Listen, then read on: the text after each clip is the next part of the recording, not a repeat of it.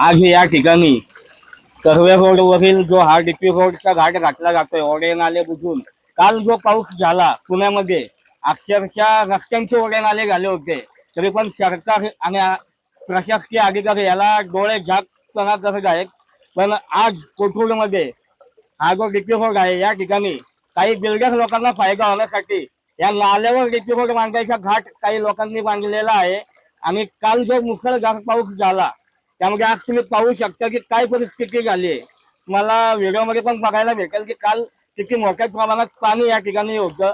उद्या जर का कुठली जीवितहानी झाली तर याला जबाबदार कोण आहे, राजकारणी का प्रशासकीय अधिकारी, हा आमचा सवाल आहे.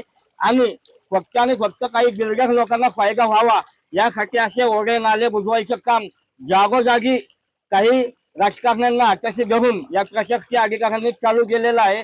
काल जो रस्त्यावर जे ओढे नाले वाहत होते त्याला काहीतरी उपाययोजना करायच्या सोडून हे जे अजूनच जे नैसर्गिक प्रवाहवाले आहेत तेच बुजवायच्या मागे हे लागलेले आहेत. यांना जाग कधी येणार यासाठी आम्ही आज ओढ्यात बसून आणि ह्या प्रशासनाला आणि त्या कोण राजकारणी असतील त्यांना मी आज इशारा देतो, आज जर हे काम थांबलं नाही तर लवकरच सर्व पक्षीय मिळून आम्ही कोथरूडमध्ये या ठिकाणी एक मोठं आंदोलन उभं करू.